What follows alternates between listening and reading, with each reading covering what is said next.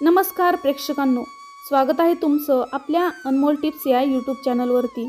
आज आपण व्हिडिओमध्ये पाहणार आहोत भगवान विठ्ठल यांच्या कानामध्ये माशांची कुंडले का आहेत, त्यांच्या कानामध्ये मासे का आहेत याची खरी कथा आज आपण व्हिडिओमध्ये पाहणार आहोत। ज्याप्रमाणे भगवान शंकरांच्या डोक्यावरती चंद्रकोर आहे आणि गळ्यामध्ये सापाचा विळखा घातलेला आहे आणि भगवान शिव ध्यान साधना करत बसलेले आपण नेहमीच पाहत असतो।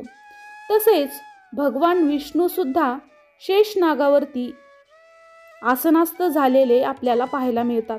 तसेच आपली आदिमाया शक्ती आपले वाहन वाघ यांच्यावरती बसलेली आहे।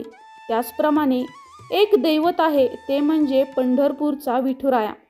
वारकरी संप्रदायाचा आणि भागवत धर्माचा लाडक्या विठ्ठलाच्या कानातील माशाचे रहस्य काय आहे, असा सुद्धा आपल्याला नेहमीच प्रश्न पडतो। पांडुरंगांच्या कानामध्ये सुद्धा हे मासे कसं बरं, त्यांच्या कानामध्ये मासे कसे आले?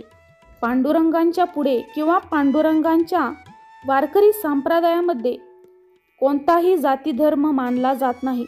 सर्व जाती धर्माचे वारकरी संप्रदाय हे नेहमीच विठुरायाच्या वारीला जात असतात। त्यामध्ये कुठलाही भेदभाव मानला जात नाही। सर्वच पांडुरंग भक्तांना माऊली, सर्वांची माऊली म्हणूनच ओळखले जाते। पंढरीचा पांडुरंग यांनी सुद्धा आपल्या कानामध्ये माशाची कुंडले घातलेली आहेत। याचा एक सामाजिक अर्थ सुद्धा आहे आणि दुसरा आध्यात्मिक अर्थ पण आहे। यासाठी एक पुरावा सुद्धा आहे। याचीच खरी कथा आज आपण या व्हिडिओमध्ये बघणार आहोत। महाराष्ट्राचे आराध्य दैवत श्रीहरी विठ्ठल साक्षात विष्णूचेच द्वापार युगातील दुसरा अवतार मानले जातात आणि 10 अवतारातील 9वा अवतार सुद्धा आहेत असे सुद्धा म्हटले जाते आणि त्यामागे एक सामाजिक अर्थ सुद्धा आहे। त्याचीच आज कथा आपण व्हिडिओमध्ये पाहणार आहोत। विठ्ठलाच्या कानामध्ये माशाचे रहस्य, यामागील कथा। पांडुरंगांच्या कानामध्ये माशाची कुंडले नसतात। पांडुरंगांच्या कानामध्ये माशाच्या आकाराची कुंडले असतात। पंढरपूरच्या पांडुरंगाचा एक निस्सीम भक्त कोळी समाजाचा होता। मासे पकडणे हा त्याचा व्यवसायच होता।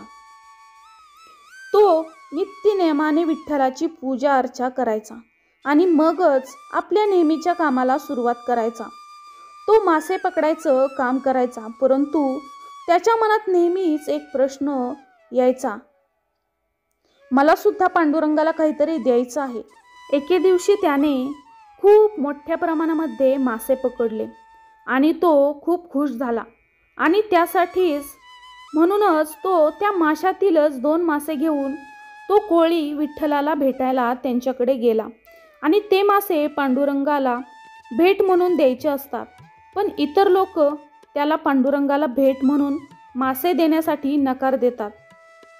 त्याला लोक आतमध्ये जाऊ देत नाहीत आणि त्यामागे सुद्धा एक कारण होते। देवाला मासे म्हणून भेट देता येत नाहीत, तर लोक त्याला म्हणू लागले, पांडुरंग स्वतः देव आहेत, त्यांना मासे कसे चालतील, त्यांना मासे आपण कसे देऊ शकतो? तू जर मासे भेट म्हणून दिले तर तुलाच पाप लागेल आणि तुझ्यामुळे आम्हाला सुद्धा पापाचं भागीदार व्हावं लागेल, म्हणूनच आम्ही तुला आतमध्ये जाऊ देणार नाही। या सर्वांचं त्या ठिकाणी बोलणं चालू होतं आणि त्यांचं बोलणं चालू असताना साक्षात पांडुरंग तिथे आले आणि ते सगळ्यांना सांगतात, या कोळ्याने जे काही आणलं आहे ते माझ्यासाठी आणलं आहे आणि हे आणत असताना त्याच्या मनातील भाव श्रद्धा ही महत्त्वाची। माझ्या भक्ताला मला जे द्यायचं आहे ते मी अतिशय प्रेमाने आणि मनापासून स्वीकारणार आहे, मग ती गोष्ट कोणती का असेना। मी तर संपूर्ण ब्रह्मांड चालवत आहे, त्यात मासे पशुपक्षी हे सर्व येतात। माझं सर्व जीवांवरती अत्यंत प्रेम आहे आणि मी या पृथ्वी तलावरती कोणामध्ये भेदभाव करत नाही, असा उपदेश पांडुरंगांनी त्या सगळ्या भक्तांना केला आणि त्या कोळ्याकडून ते 2 मासे पांडुरंगांनी घेतले.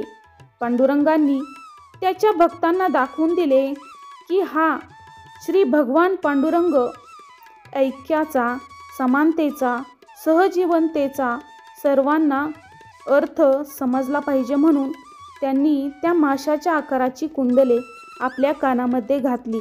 हा त्यामागील अर्थ आहे आणि ही त्यामागील एक कथा सांगितली जाते. ही कथा खरी आहे. त्याचप्रमाणे एक आध्यात्मिक अर्थसुद्धा सांगितला जातो.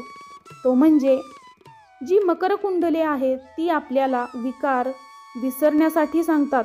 ध्यान साधना करणारे जाणकारसुद्धा असे सांगतात की आपण आपली जी 9 द्वारे आहेत त्यापैकी कान सोडून अन्य द्वारे बंद करू शकतो, परंतु आपण आपले कान बंद करू शकत नाही आणि ते कधीही शक्य होत नाही. कारण निर्विकल्प समाधीमध्येच मत्स्य हे आप तत्वाचे प्रतीक आहे. आपतत्व म्हणजे नदी, तलाव, समुद्र, अश्रू, रक्त. जोपर्यंत आपण विजय मिळवत नाही तोपर्यंत वायू तत्वांपर्यंत पोहोचू शकत नाही. वायू तत्वांपर्यंत पोहोचल्यावर ते निर्विकल्प समाधीपर्यंत जाणं आणि ध्वनीवर नियंत्रण मिळवणे म्हणजेच कान बंद करणे आहे. हाच संदेश माशांच्या आकाराचे कुंडले घालण्यामुळे आपल्याला मिळतो. अशा प्रकारे श्री भगवान पांडुरंग यांनी सगळ्या भक्तांना सांगून दिले, दाखवून दिले की भगवान हा निराकार आहे. तो कोणत्याही भक्तांमध्ये भेदभाव करत नाही. सर्व जाती धर्माचे भक्त त्यांना किती प्रिय आहेत हे यामधून त्यांनी भक्तांना दाखवून दिले आहे. प्रेक्षकांनो, व्हिडिओ आवडला असेल तर अशाच रहस्यमय कथा आपल्याला पाहायला आवडत असतील तर तुम्ही आपल्या चॅनलला सबस्क्राईब करा, म्हणजे अशाच प्रकारचा नवीन व्हिडिओ टाकल्यानंतर तुम्हाला त्याचे नोटिफिकेशन लगेच मिळेल आणि तुम्हाला पाहता येईल. भेटूया अशाच एखाद्या नवीन व्हिडिओमध्ये. तोपर्यंत धन्यवाद.